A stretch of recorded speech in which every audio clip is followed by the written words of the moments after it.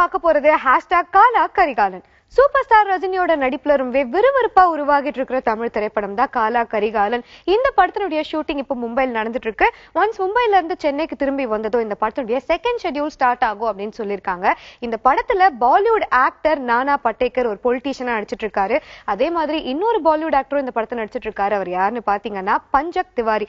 இவருடைய ரோல் இந்த படத்தை என்னன்னு பாத்தீங்கன்னா ஒரு ஸ்ட்ரிக்டான போலீஸ் ஆஃபீஸரா நடிச்சிட்டு இருக்காரா. அது மட்டும் இல்லாம இவர் தான் இந்த படத்தினுடைய வில்லன் அப்படிங்கிற இன்னொரு செய்தியும் வந்திருக்கு.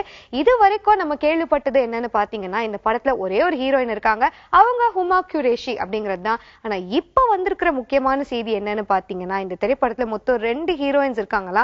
அப்போ ஒரு ஹீரோயின் ஹுமா குரேஷினா செகண்ட் ஹீரோயின் யாரு அப்படின்னு பாத்தீங்கன்னா பிரபல ஆக்ட்ரஸ் ஈஸ்வரி ராவ். இவங்க ஏற்கனவே ஒரு சில தமிழ் திரைப்படங்கள்லயும் சீரியல்ஸும் நடிச்சிருக்காங்க. இந்த திரைப்படத்துல அவங்க சூப்பர் ஸ்டாருக்கு மனைவியா நடிக்க போறதா இன்னொரு இன்ஃபர்மேஷனும் வந்திருக்கு.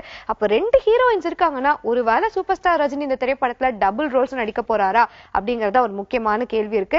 ஏன்னா இவரு டபுள் ஆக்ஷன்ல நடிச்சு ஒரு படம் வெளிவந்து ரொம்ப நாள் ஆகுது அப்படிங்கறதாலே இந்த படத்துல அவர் ஒருவேளை டபுள் ஆக்ஷன் நடிச்சாருன்னா கண்டிப்பா இந்த படத்துக்கான வரவேற்பு அதிகமா இருக்கும் அப்படிங்கறது எந்த டவுட்டும் கிடையாது.